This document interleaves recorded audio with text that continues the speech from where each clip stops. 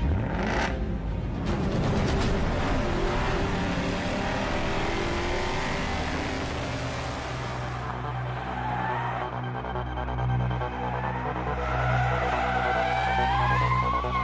up your radio. It's time for DeLorean Talk with your host, Dave Tavers.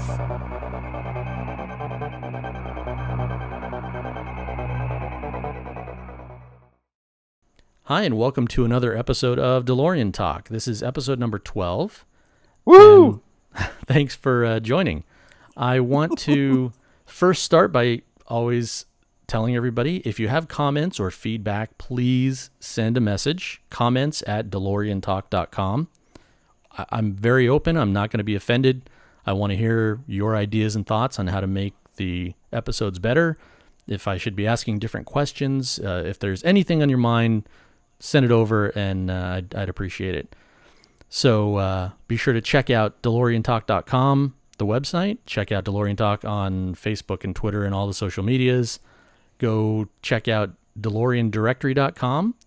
And if you are a fan of tracking the VIN numbers, go submit some public VINs to the census, the DeLorean census, and that's under DeLoreanDirectory.com/census. Would love to find out where all those cars are out there in the world and try to help all the future people who are going to buy be able to figure out where the cars were and what some of their stories were. So with that, I will now say thank you to this guest. Some of you, I'm going to guess that a lot of you have already seen the movie, but today I have Steve Concotelli on the phone. Hi, Steve. Hey, man. Thanks for taking the time. Oh, are you kidding me? It's my pleasure. So Steve was I'm going to say, videographer, creative director, editor. You did everything for the movie Out of Time, Saving the DeLorean Time Machine. Yes, it's easier to say that I produced it, I directed it, and I edited it. Yes. But that really means you did every single thing on it, right? Did you have anybody behind you other than your wife? I understand she was very patient. See, you went right for the good stuff. Yes, my wife was very patient in me making this film. That's correct. Very, very patient. I'm sure a lot of DeLorean owners understand having a spouse that tolerates your passion, especially when it's a DeLorean or making a film about a DeLorean. Yes. How long did it take you from the first conversation about even doing the movie until you had discs in hand ready to sell? Well, it's hard to admit, but it was about 4 years from start to finish. And during the time, I thought that that's a long time, and it was hard to wrap my head around it taking that long. But in making my film, I've met other documentary filmmakers, and I found out that having a film made in 4 years is on the low end of independent documentary filmmaking. I've met people who have been making documentaries for 6-7 years. I know a couple that's been making a documentary for 10 years, and it's still not done. Wow. So getting mine done in 4 years, I'm quite proud of. I'm not in your industry, but that does not seem like a long time to do, especially the work you did. The movie was awesome. So much great detail, great video, and great vignettes and interviews with different people. So thank you. I don't know. It seems like that was pretty quick, especially by yourself. You didn't have a whole production company behind you and multiple cameras and different editors and all kinds of stuff. If you did the whole thing yourself, that's pretty amazing. Yeah, that's very true. I did the vast majority of the work myself. Of course, I did have people that helped me out. I had some guys who would shoot some footage with me on days that we needed 2 cameras. But for the vast majority of it, I shot it myself. I cut the film myself. And it was a very, very, very long and tedious process. But but it was a great journey, and I'm very proud of the film that came out of it. Yeah, love it. So I assume that you actually had somebody else do all the graphics and titles? Nope, I did everything. I did all the graphics and all the titles. Yeah. Holy cow. No, like the Out of Time, the rusty Out of Time license plate, I designed that. And then in the film, I did a little bit of animation in the film. It was some After Effects. I did all that. Yeah, I didn't have the money to hire anybody to do it. I had to do it myself. I didn't have a choice. I even designed the box art for the Blu-ray, the front and back of the box art. I had to do that. I would think that would be easier because that's a still graphic, but you had a lot of graphics in the movie, so that would fantastic job on that. I really thought you had somebody else do that. Very cool. No, well, thank you. Yeah. Yep. No, just what is it? Necessity is the mother of invention. So yeah, there was a lot of necessity in this film. Awesome. So I know that I've heard you. I saw you actually the first time at DCS 2016 when you did Yes, you did. a premiere of the movie, and that was the first time I saw it. I know you answered a lot of questions there, but a lot of those people are not listening to this. I think that somebody did ask you about the camera you used. I'm a camera geek. I originally I grew up in LA and I wanted to go into cinematography and be a camera operator. Didn't go that direction, thankfully. No offense, but yeah. Oh yeah. No, you made a good choice. What camera did you use? Did you only use one camera? Was it a DSLR? Was it a regular, tape video camera? No. Excellent question. Actually, this would have been back in 2011 when I started shooting footage of the restoration itself. And I didn't have a camera that was robust enough to shoot, so I had to buy one. And I had to weigh all these options. Am I going to get a DSLR? Am I going to get a nice shoulder-mounted camera? And I opted for it's a Sony EX1. It's not a DSLR. It's an over-the-shoulder, it's what I would call a shoulder-mounted camera. Mm-hmm. And the reason I chose that is because it had better audio inputs. I could monitor them on the fly, as opposed to DSLRs aren't really meant to get audio, in the field. Yeah. And I needed something that could just roll for a long time, and that I was comfortable with, because that was my background, is that kind of news gathering information style. So I found a used one on Craigslist and I bought it. Nice. Wow. Yeah. Sony EX1? Yeah, it's an EX1, Okay. and it's a nice workhorse. It was a couple years old back in 2011, so now it's pretty dated, but it still shoots great footage, and it's great rough little camera. It handles a lot, and it worked great in the field. Awesome. Very cool. Yeah, and that was my go-to. I shot for 2.5 years on it, so it never let me down. So I have no complaints about it. Did you start with shooting the car when they first got it to the warehouse, or were you doing interviews prior to the work on the car? I started with the restoration itself. I knew it was happening, and at that point, we weren't even sure if we were going to be able to turn this footage into a movie. We didn't know what it was going to be. But I knew that if I didn't get the footage, then we would never have the possibility of doing something with it. Right. So the first day that they got the car and they started the restoration, I was there shooting footage. Wow. And I didn't do interviews until afterwards, because I didn't know what the questions would be. It's like I had to wait for the restoration to be done, so I knew what questions to ask. Like, remember this day when this happened? Tell me about this. Or I had to. It was too hard to try to do interviews while it was going on. Yeah. I was there every weekend for an entire year, just shooting footage, shooting everything, and with the hopes of someday we could turn this into a movie. Nice. Before the project started, how big of a Back to the Future fan were you? Or how big of a DeLorean fan were you? Well, I would like to say that I was a huge Back to the Future fan, but when you meet the people that I know now, it turns out I wasn't quite the, huge fan I thought I was. I never built a time machine replica. I don't own any screen used props. Right. So the threshold for fandom is set very, very high in Los Angeles. Yeah. But despite all that, I was a very big fan. It's always been, one of my top 2 or 3 favorite movies of all time. Good answer. DeLorean Time Machine.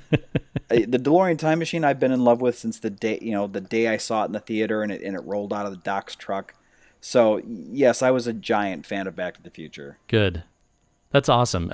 The movie shows it, and you did a fantastic job. But sometimes I wonder, I've seen other documentaries that I wonder if the person actually had any clue what they were shooting in the first place. And you did a great job, but you had a fairly focused project. You didn't have to go travel around the world and interview people that were unreachable, or these were all people right nearby for the most part, I'm assuming. Oh, quite on the contrary, good sir. There was, yes, because several of the team members were in cities, not Los Angeles. We had Nathan lives in Australia. Joe Kovacs lives in Pittsburgh. Scott lives in Chicago. Mark lives in Wisconsin. We had guys all over the country, and I had to try to figure out how to interview these guys on a budget. Yeah. And that was a challenge in itself because, I couldn't just fly all over the country making this film. That wasn't possible, much less go overseas. So it was a lot of hiring local crews and then doing interviews over Skype while they recorded, trying to match the look and the green screen that I was shooting here in LA. It was a lot of trial and error, but it was an immense amount of coordination to try to make sure that all the guys who weren't just the local guys could be in the film. Wow. Very surprising. Great job. It didn't look like that at all. Yeah, thank you. Yeah, we did. There were several remote interviews like that, and we cut them in, and they look pretty good. We had another one in Canada too. Now that I think about it, he shot his in Canada. So, they were all over the place, and just did what you had to do and hired local crews. Yeah, thank you. Yeah, and that's just the tip of the iceberg of the crazy stuff that you have to deal with when you're trying to make a film. Like things you never think about, like, oh, I got to get this guy's interview. He's in. He's Australia. in Canada. How am I going to do this? Yeah. And then you have to try to figure out a solution. Well, and your background for a long time is that you are in the television, film, editing, producing industry. That's what you do for a living, right? Yes, I do. I mostly did reality television editing shows like on True TV and Science Channel and stuff. I also do some producing and pitching, and I do marketing stuff. So I do commercials and trailers and in a lot of those short form featurette type of stuff. So taking on a project like this was definitely in my wheelhouse, but still I had never done a feature film before. So 75% of what I did was completely new to me when I made this movie. Wow. Like figuring it out as I went. Like, like, how do I do this? I have no idea, but I'm going to figure it out. So jumping back to technical a little bit, sure. What software did you primarily use for editing? Oh, I cut this film on Final Cut Pro 7, not 10, and I just cut it on my old Mac. I used Photoshop for the graphics. I did some After Effects work, but Final Cut 7 plays very well with a variety of footage, and it's just I know a lot of editors who still use Final Cut 7, so cool. If I did it now, I probably would have done it on Premiere, but at the time, 7 was my best bet. Yeah, well, and I would guess you probably were also far more familiar with Final Cut Pro 7 than Premiere. Back then. Yeah. I mean, again, because this started in 2011. Right. Now I'm much more familiar with Premiere, but back then it was Final Cut 7 and or Avid. Avid was good, but I didn't feel it was a good fit for this project. So during your interviews, whether they were remote or not, you don't have to name names, but did you have a most fun interview, something that maybe caught you off guard that you really enjoyed and had fun with? Was there anybody notable that you still think about and talk about that interview? Boy, I got to tell you, in the case of Out of Time, the answer to that unfortunately is not really, because keep in mind, when I was doing these interviews, I didn't have a crew. It would be the person I was interviewing and then me, and then while I would go to their house or whatever, set up my lights, set up my green screen, set up the microphone, set up the camera, get my question list, and then I would try to run camera, run audio, and ask questions all simultaneously. So fun really wasn't on the radar. It was to be honest, it was stressful. Yeah, I was trying to be focused to make sure, did I hit the record button? Are my audio levels okay? And and just kind of hanging out and having fun. That's the kind of thing you can do when you have like 5 people on your crew. Yeah. But when it's just you, no, I had to be focused on what I was doing. Otherwise, I would have blown it. And so I get it. Yeah. So I was happy that the interviews, I recorded them successfully. I could hear them and that they were in focus. Like if I did that, it was a good interview. I mean, I don't mean to sound like some kind of slipshod operation, but that's just the nature of independent filmmaking. It really is. Like indie films, you just kind of shoot from the hip and you get what you can get and try to make the best of it. And I got very fortunate, that the film turned out so well and that I was able to make a movie about my favorite movie. Yeah. Yeah. That's pretty rare. How many Star Wars fans out there would love to do something about Star Wars, but those opportunities are really few and far between.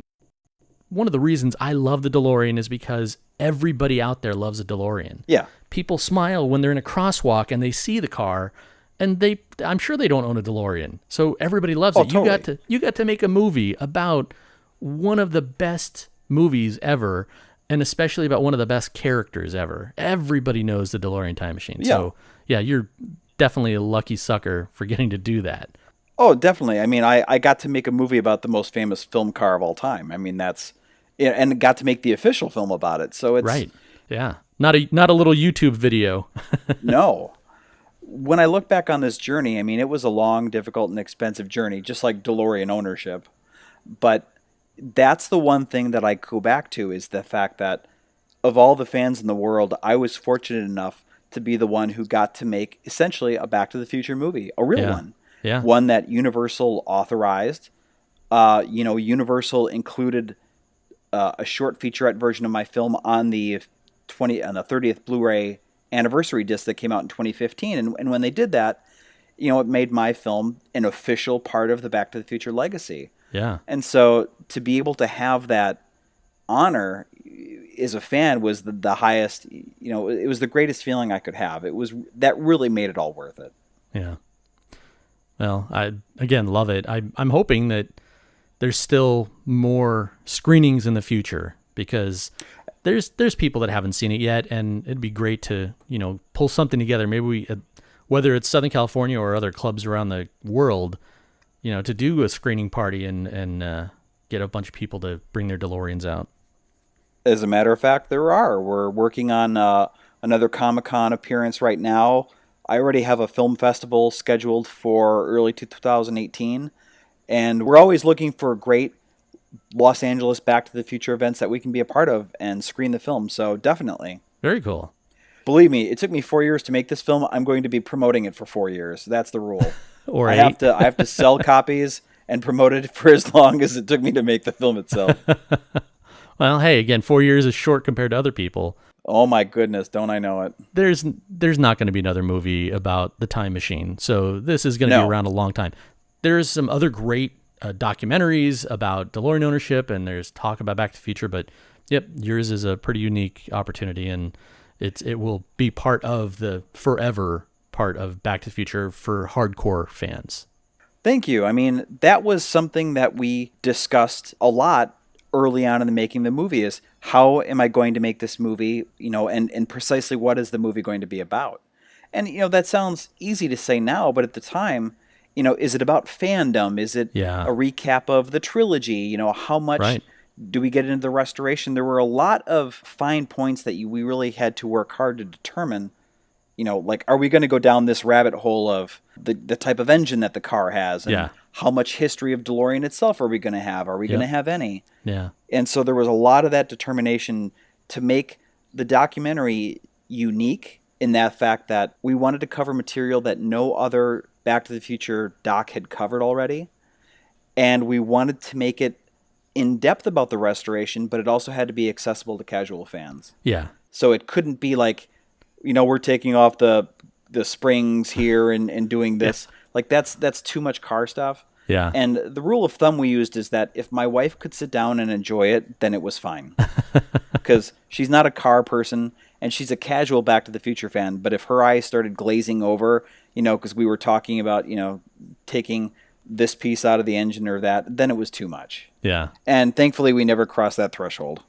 I would guess you probably have tons of footage that people would love to see more details on, but who knows if that'll ever come out. But yeah, about 100 hours worth. I don't know if anybody want to see it. Like, there's only so much footage of watching guys bang dents out of stainless steel panels. Like, after the first hour, you're like, I get it. Yeah, I get it. They banged a lot of dents out of a lot of panels. I get it. But, in the movie, you only need like 20 seconds worth.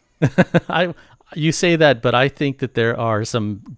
I think I'd be one of those guys that want to just watch all that extra. I love extras on DVDs, all kinds of stuff. I love when you've got the guy with a crappy camera or a DSLR standing behind the camera, showing people eating at the craft service table or chit-chatting about. I love that stuff. Yeah, I'm a geek, but I'm sure there's people who would love to see more detail. Well, I tried to put some of that stuff in the bonus features because I'm like you. I love bonus content. So even though, like it took me 4 years to make the film, and then once the film was done, I had to create and produce all the bonus content, which was just another level of nightmare on top of that. Yeah. But I did try to include stuff like that. I think we included 88 behind the scenes photos on the Blu-ray and the DVD. Nice. Like, yeah, like a cool, I wanted to make it an Easter egg gallery.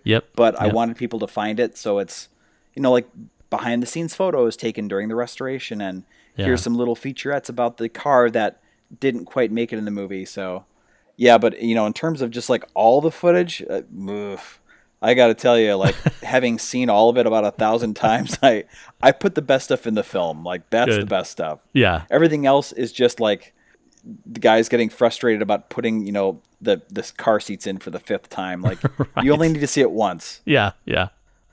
Are there other Easter eggs on the disc that aren't? No, I wish there were. I want, again, the gallery would have been, but if I were a studio and had unlimited time, I would have done more of that. But just being myself, I'm like, look, I need to promote every single thing that's on the disc. I can't hide content and then not tell people it's there. So no, everything is front and center. Next time.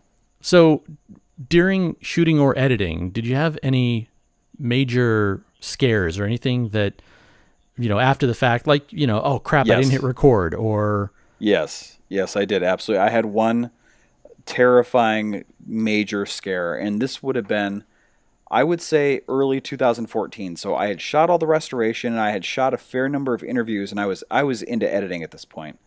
And I had a hard drive failure. Oh. And I thought, like, it wouldn't read it. It was coming up blank. I thought, no problem. I'll go to my backup. I had been making backups, and for some reason, my backups had not been saving, and that one was blank. Oh. And so 2.5 years worth of work was gone.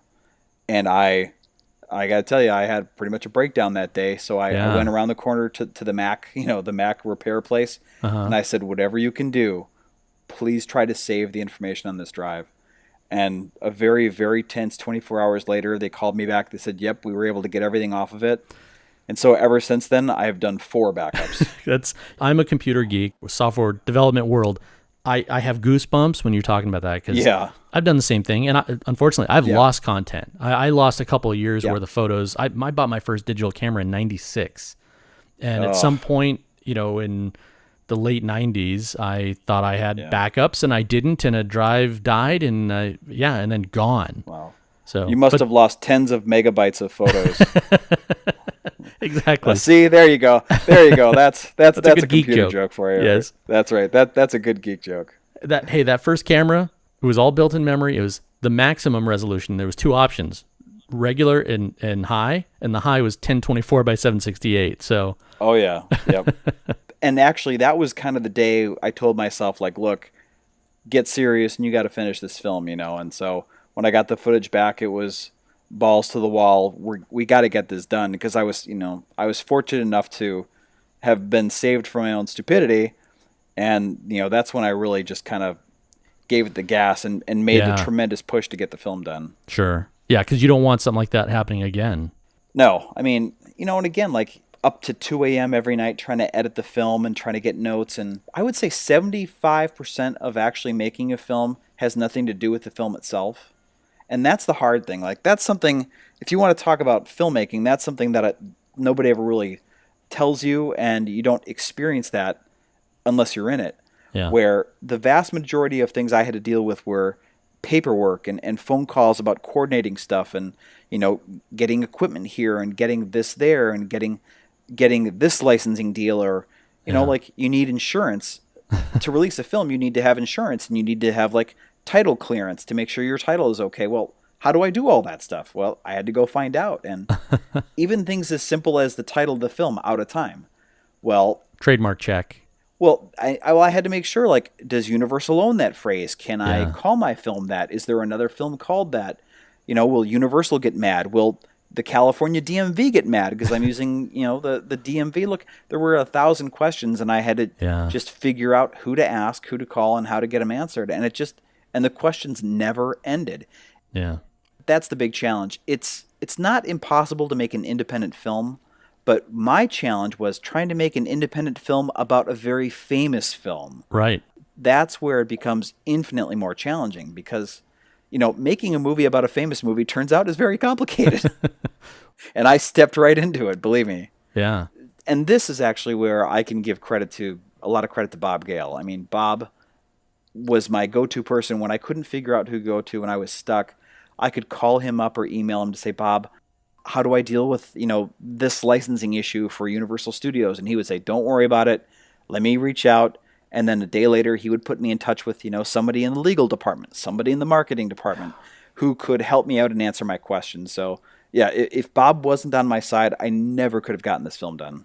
So other than him, how much involvement did Universal or even Bob or any of the, the movie crew, did they give much input? Did you have any kind of planning sessions with them? Did they have any ideas for you? No, actually. Bob was involved, and Bob knew what I was doing all along, and Bob was supportive of it all along. But he never told me what I should or shouldn't do. He really just kind of gave me the support to say, you know what, go for it. Nice. And see, that's a producer for you, though. Bob, you could just tell he's got that producer about him. He's just like, just give it a shot and go for it. I'm like, okay, great. During the course of the film, I did interview Michael Chaffee and I interviewed Michael Lantieri for about their involvement with the Time Machine and the restoration. Uh-huh. But the film wasn't even done yet, so there was nothing for them to see.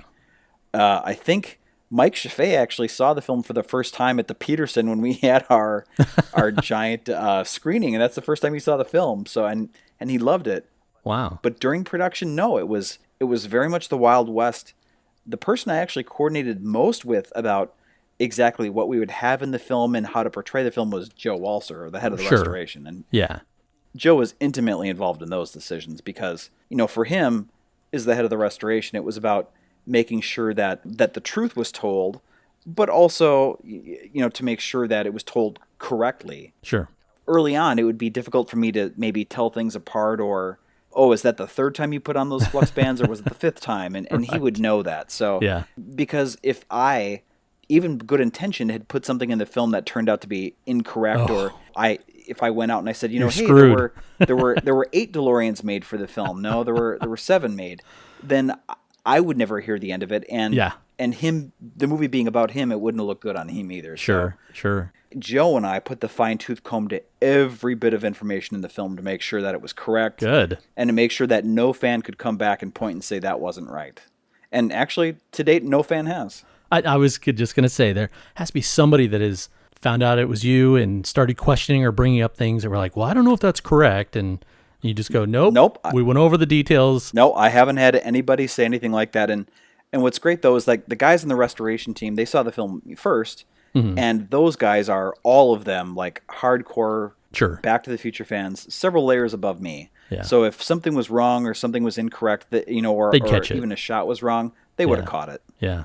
Cool. So I'm one of those nuts that have, watched all 3 movies in slow motion, frame by frame, trying to catch all the weird things and, for years reading all that stuff. I know you were busy shooting, recording when they were doing work. Did you ever get the chance to help with anything? Did you ever get, other than like, here, hold this, did you ever get to do anything on the Time Machine? Well, the short answer to that is no. Joe, they wouldn't really let me touch the car because, and it's a joke, but it's the truth, where I didn't have any appreciable skill set for actually helping on the restoration. I'm not a mechanic. I'm not a prop maker.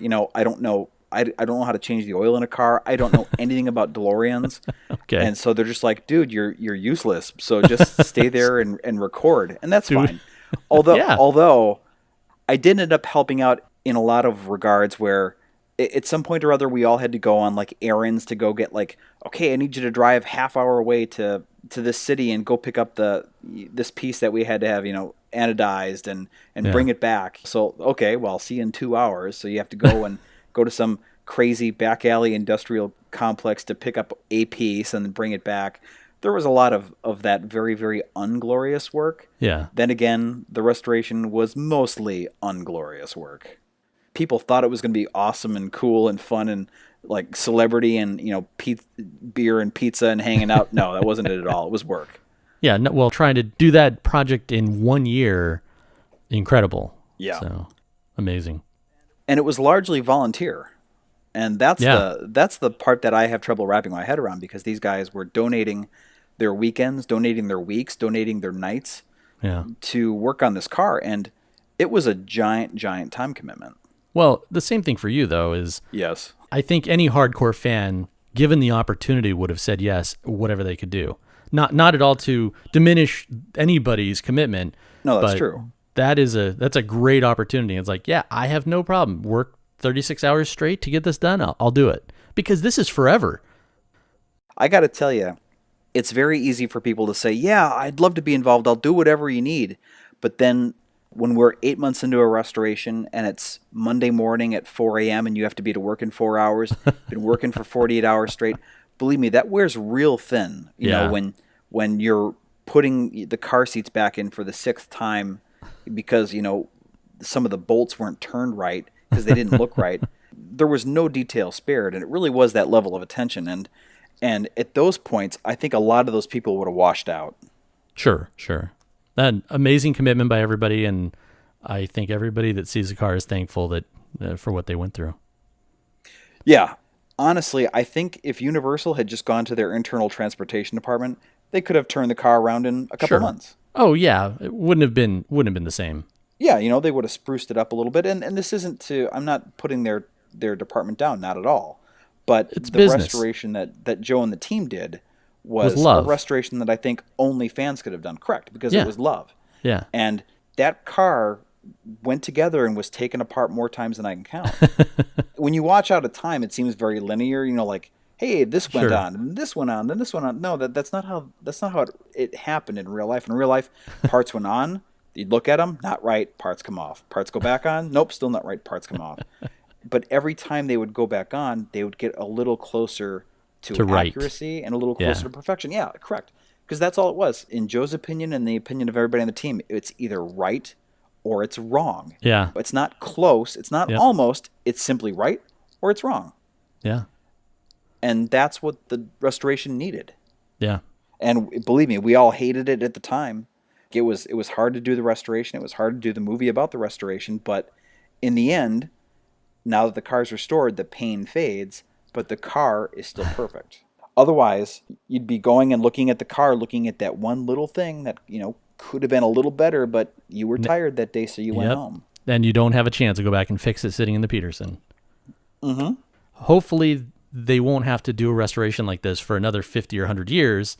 Yeah. Because now I feel confident that the Peterson is going to take care of the car for as long as they have it. Universal, other than wanting it for certain events or something, there's no reason for them to take it back. No. Peterson is the perfect place for it. We wanted the car to go to the Peterson right away. But now that it's there, I mean, those guys, like, they take care of $50 million cars. And it's not the only one. I mean, they have several. Right, like, yeah. The Time Machine's not even close to being the most expensive car they have in there. Not at all. Not at all. I love going to see the car there. And it's open so you can see inside, you know, and they encourage fans to kind of get close and really just drink it in. And it's awesome. Yeah, they did a great job. I know that you spoke at DCS. I know that you spoke at the Peterson. Any other notable places that you can remember? No offense to anybody if you forget, but any place else you've it's all a blur. Yeah.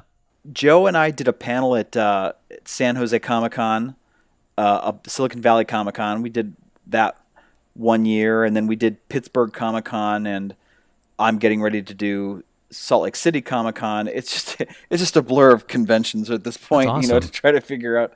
But but yeah, you know, it is. It's great going out and meeting people, and you know, fans are always appreciative to have a connection with Back to the Future somehow. And my film, and you know, and I'm not trying to make my film out to be more than it is, but in some way, by being there, my film gives the fans a direct connection to the film and to the Time Machine. You know, it's the more that we all kind of want. That, thank goodness, we'll never get a part 4. But this is something legitimate that's a little bit extra. Yeah, absolutely. Especially 30 years later. Yeah, you know, and it's a fun, interesting little Back to the Future story that hadn't been told before. And, you know, the fans have all reacted very kindly to that. Before working on the movie, before getting to know all the DeLorean owners out there, yes, how many times had you ridden in a DeLorean? Oh my God, before the film, I had ridden in a DeLorean once. I can't believe I said that. And that was when somebody was selling their DeLorean in West Los Angeles here, and I arranged to get to get a ride in it and to, to kind of test drive it. And lo and behold, it was a stick. And man, I could barely get the clutch down. Like my leg just burned. It was like trying to drive a school bus with how hard the clutch was. And it was just miserable driving. I made it like 3 blocks, pulled into a gas station. I'm like, yeah, I'm done good with this test drive. I'm sorry, dude. Not going to be this car. How long prior to the movie was that? I mean, was that 15 years ago or 2? Nah, a couple of years. I'd say maybe 5 years. 5 years before the film. Okay. But wow. Okay. but once I started doing the movie and really getting in with Joe and the other, the Time Machine owners and the restoration guys, then getting a ride in a time machine was not that hard. Sure. or sure. DeLorean, yeah. So. Yeah, either way. Well, you're around those guys. Oh yeah. Yeah, correct. And yeah, I'm around all of them now, so that's not a problem. In fact, I see time machines more often than I see DeLoreans. Well, that says what kind of circle you run in for sure. Oh yeah, very very small circle of time machine owners. It's very strange to be this close to a lot of time machine owners. Yeah. Have you ever been to other than the cons, which I don't know, I would guess that they probably get DeLoreans there, but have you ever been to a car show with multiple DeLoreans? Well, actually, the Comic-Cons I go to, Terry and Oliver Holler have been there with the time machine. Cool. I don't know how well you know Terry and Oliver. They were at DCS. Yeah, but they, for listeners that might not know, they are the official Michael J. Fox Foundation time machine owners, and they've driven to every state in the country and all over the world with their time machine, and they've been at both conventions. So the time machine has always had a big presence there with just hundreds of people in line to get their photo in their car, and yeah, I mean, if you want to see the power of Back to the Future fandom, just follow Terry and Oliver anywhere. Yeah. Or online, follow them even. Yeah, or that, exactly. You can get a good hint. So has anybody invited you to DeLorean Weekend in Vegas in October? I've been invited, but I can't make it this year, unfortunately. Loser. I know. It sucks. Next year, you should make it. I went last year, just loved it. I know it's like I'm hawking it. I'm not getting paid anything. I met so many great people there, and to get to hang out with other owners and learn things. And I'm still a newbie. So getting to learn things and hear the stories as well as meet the other new people. There's a guy there that lives in Vegas that he had just got his car, I think, a month earlier. And wow. He was just as excited as I was and as everybody, well, the next generation of new owners are. Really fun weekend. At some point, one of these years, try to plan for it. And it's Vegas. For us in LA, 4-hour drive, we can do that. Grab your wife, run over there. There's plenty of things to do in Vegas that are fun. You don't have to hang out the whole time with the DeLorean owners. It's funny. I think I occupy this very small little nook of DeLorean fandom where I don't own a DeLorean, yet I'm still kind of in the DeLorean community. It's very strange. And to be fair, the DeLorean community has been more than accepting of me, considering I know very little about the car itself or how to maintain it. Yeah. Although, I have a passion for them. I love them. But I haven't owned one yet. Oh, I like that you said yet. Hey? Well, at some point, you never know what'll happen. True, but see, here's the thing. If you own a DeLorean, you need to have a garage to just be able to work and wrench on them and kind of maintain and fix them. That's part of DeLorean ownership, and I don't have a garage like that. So nope, no excuse. When I bought my car, I didn't know I was getting it. I'd been looking for several years, and it happened very suddenly. Basically, within 2 hours, I bought the car. Oh wow! From the time I saw the ad to the time I bought it, because they come and go real quick. When it's the right car, they're gone fast. Yeah. And I lived in an apartment in Culver City, little apartment in Culver City. My own car was parked, out in the open. There was nothing covered. There was no garage. And luckily it was at DMC California for several months while they were restoring it after 27 years of sitting. Oh yeah. But when it got close to time to get it back, I'm like, I was not parking that thing at my place, car cover or not. When I got the car, or before I got the car, I started looking, and I just found out right next to Santa Monica Airport was a condo complex, and the person said, oh, I don't own a car. So I rented it from them. I got a clicker, and I would go swap the car. It took me 7 minutes to get over there whenever I want to drive the car, which even at 7 minutes, that totally sucks because you can't just walk out and tweak something or get a picture or kind of figure something out. But it's a chore. It is, but it doesn't matter because it was there and it was my DeLorean, and so no excuse just because you don't have a garage. Well, maybe someday in the future, but I will say that for now that I think I have invested more than my fair share of time, money, and effort into a DeLorean related project as it is. All right. No, I think I've earned my stripes and I've paid my dues already. Instead of owning a DeLorean or a time machine, I made a movie about one, and believe me, it's just as expensive. I promise you, not as fun. Yeah, that's true. Okay, so in your experience now with the car at your level, anything, even back when you test drove that one, anything that surprised you the most about DeLoreans or the time machines you've been around? No, I can't say it surprised me, but what I will say is, like, to this day, every time I see one, even a stock one, like I see it on the street or I see it parked, my heart skips a beat. Yeah. Because it's you just recognize it and it's different, and you just get that same kind of like little kid like surge of adrenaline, like, oh my God. And my wife's just like, you see them, you see them all the time. Like, I know, but just to see one in the wild, it still just makes your heart skip a beat. And I still get that when I see one, just that profile, that unmistakable look. I love the back end of the car. I love the taillights and just the shape of the back. Yep. It's just unmistakable. So that's what sticks out to me the most when I think about the car. It's just like every time I see one or they drive by, it turns my head, and I can't stop staring at it. Yeah. I still love it. And I always say that's why everybody just smiles when they see the car. It's not just for the movie. It just looks cool. Yeah, I mean, if you're in a DeLorean, it's a parade. Yeah, pretty much. So do you remember the first time you saw a DeLorean in person, and do you remember the first time you saw Back to the Future? Oh, of course. I remember both. I'm old enough that I saw Back to the Future in the theater. Nice. So I saw Back to the Future in '85 when it came out. Boy, when that car came out, I knew instantly, like, I'm in love with it. Yeah. And I saw a DeLorean for real life a couple of years later. It was a car dealership in Milwaukee where I lived. And my dad took us down to, they had an open house and they had kind of exotics, I guess you could say, Midwest exotics, but they had a DeLorean and they let me sit in it, and seeing it in person was just the coolest thing ever. And I think a few years after that, they actually it was a convention that toured, and they had a time machine on display, like an official Back to the Future time machine that you could have a Polaroid taken for like $10, sit in it, get a picture taken. And it's funny because now I realize in doing research for the film, because I still have that Polaroid. No, that's awesome. Oh, yeah. Yeah, I thought about putting it in the movie. You should have put that in the movie. Have you shared that photo publicly? No, I have it. It's sitting right here. But I didn't want to put it in the movie because it was a little too self-serving, because there's already a photo of me in the time machine in the film. But this photo, and actually we tell the story in the bonus features, and this photo inspired it, where it turns out that the replicas that made the rounds back then, and I think it was promotion for part 3, so it would have been 89 or 90, but like they were replicas built by Universal Studios, but they had real screen-used time machine parts on them because they had been made from like the part, like I think they had some B-car parts on there and just, other grab whatever's parts that had available. fallen off and stuff. Yeah. So the replica I sat in back then had real parts on it, and I always thought that was cool.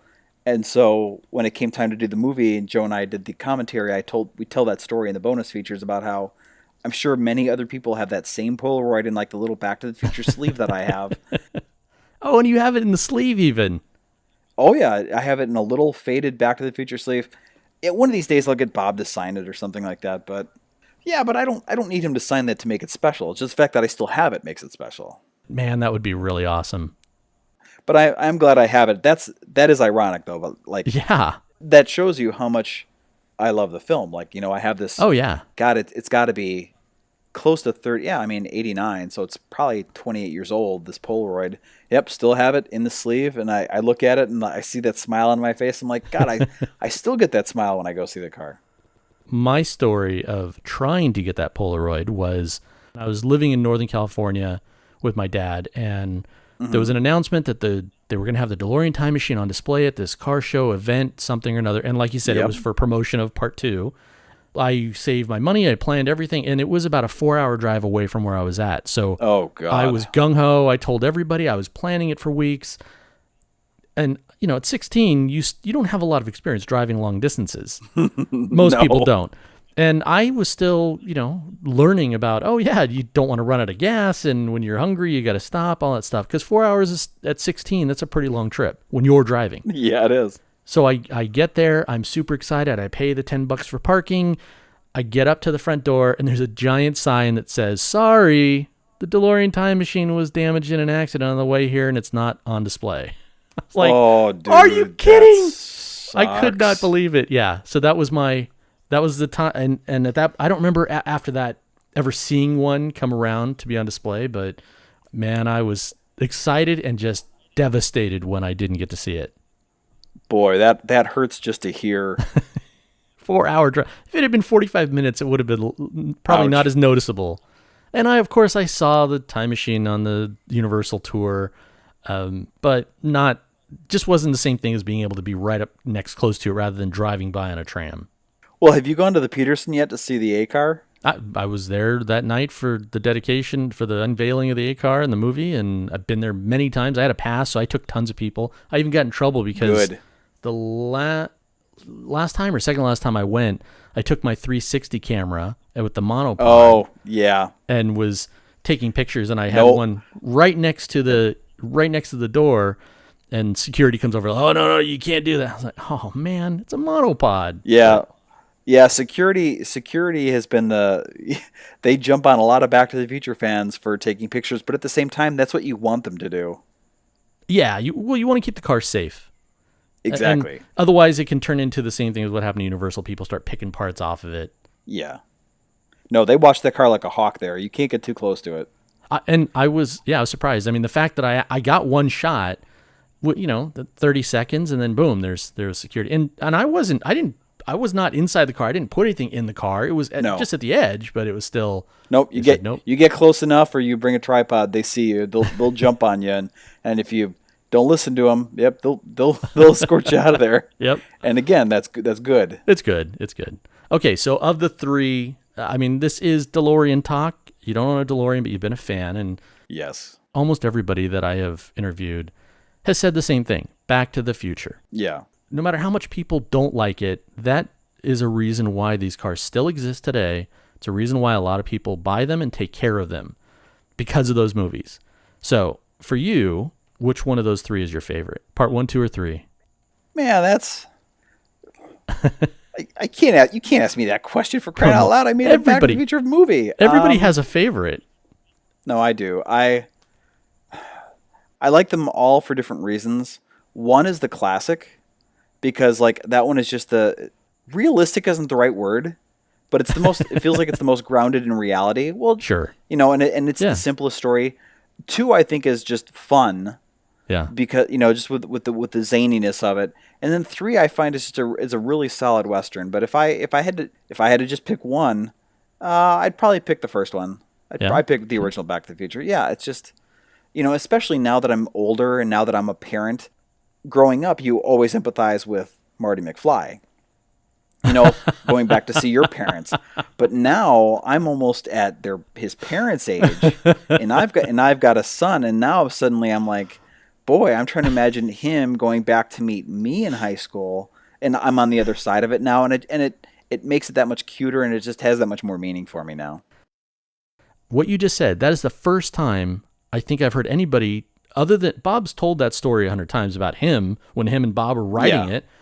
But this is the first time that I actually thought, oh my gosh, the generation that saw it as kids, we're now getting to that age, and all of a sudden our focus is going to change from being Marty to being Doc or his dad. Parents. Yeah, that's I think crazy. About that all the time. I never have. You kind of blew my mind just now. Well, especially with the 30th anniversary in 2015, because if my son got in a time machine and went back 30 years, it'd be 85. Right. And it's just like 85 when the film came out is to us, or to him, what 1955 was to us. Us, exactly. And it's, man. And again, it doesn't seem like that long ago, like, oh my God, I remember 85, but then our parents said the same thing about 55. Yep. Yeah. And 85 and seems that like it seems was like yesterday. ages ago. Yeah. Man. You think to yourself, well, that much hasn't changed since 85. And then you look around and you're like, oh my God, everything has changed since 85.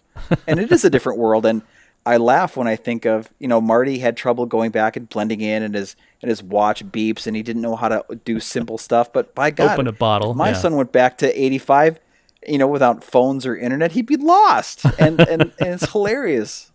That is brilliant, man. I have not heard anybody bring up that idea. I think that's going to give a lot of people something to think about. That's awesome. Yeah, I think about that. I think about that quite often, and I don't mind it. I like it. I suspect there's some other people out there that also just went, oh, wow, yeah, I didn't even think about that we're getting to that age. Okay, so right now your job for the movie is to keep promoting it. Absolutely. Is there anything else that would be released online other than interviews and doing cons? Without a time, we're not releasing anything new, but it's just a matter of trying to spread the word. Because believe it or not, a lot of Back to the Future fans know about our film, but there's so many that don't. Yep. And 2015 was a big year in Back to the Future. There was a lot of stuff that came out, and in some ways, Out of Time kind of got lost in the shuffle a little bit. Sure. So what I'm still trying to do is, even now when we go to the conventions, even DeLorean-specific conventions, to let them know what Out of Time is, to let them know, nope, you haven't seen us before. No, you haven't seen us on Netflix. We're not on Netflix. Right. If you think you saw us on Netflix, you're thinking of a different film. It's not Out of Time. Right. So, and then I try to tell them, well, what is your film about specifically? Where can we find it? Our film is the official documentary of the DeLorean Time Machine restoration effort. And, they can find us on our website, OUTATIMEmovie.com. And I ship anywhere in the world if anybody wants to see the film. All right. That's where I will continue to put my efforts, is promoting the film and just spreading the word, and until every Back to the Future fan knows about Out of Time, I still have a job to do. And has a copy. Yeah, exactly. But and that's a sizable job. Yeah. Okay, so before we wrap up, normally I ask people what they have in their trunk, but you don't have a DeLorean. So no. I have my copies of my movie in my trunk. Is what I have, a box full. That's good. I have a box full of copies of my film that I need to sell. Yes. Okay, so if we see you standing on the street corner with a sign that's real, you stop and buy a copy. That's right. No, the thing that I would want DeLorean owners to know is that, my film, it's about the restoration of the time machine, but I want DeLorean owners to know it's not just about fandom. And we worked very hard to make sure that wasn't the case.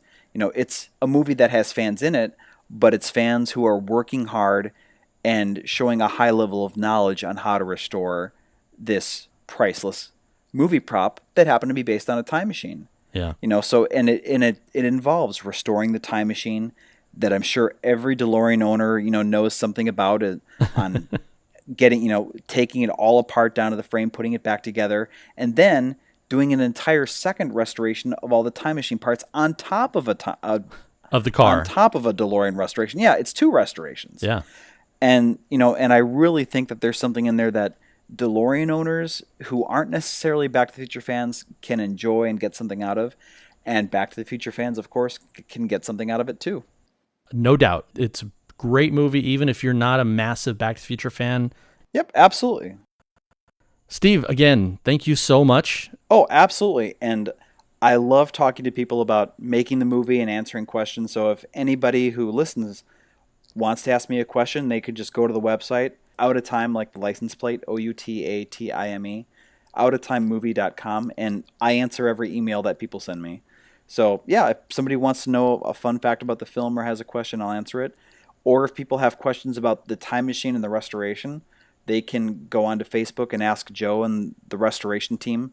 And I believe their Facebook page is facebook.com/time machine restoration. And they know everything about the time machine. Believe me, everything. Thank you. That's awesome that you're open to having people contact you like that. Oh, of course. I mean, that's the best part about doing a movie like this, is just being accessible and hearing people's stories about how Back to the Future influenced them as a kid and their fond memories of watching it. Bob always says that the Back to the Future fans are the best fans in the world, and I'm fortunate enough that I've gotten to see part of that, and he's absolutely true. They are.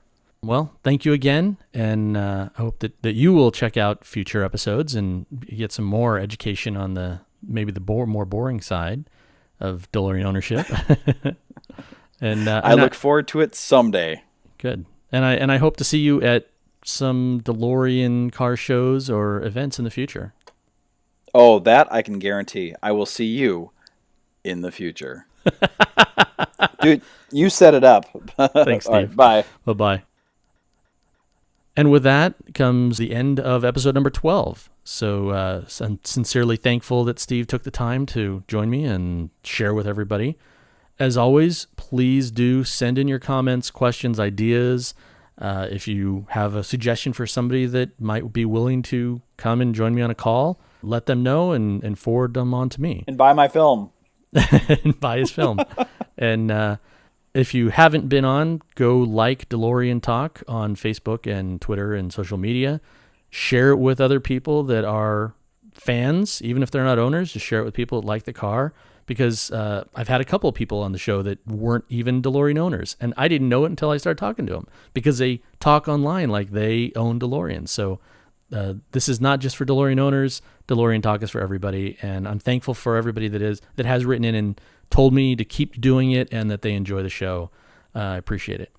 Keep listening, and I'll talk to you in the future.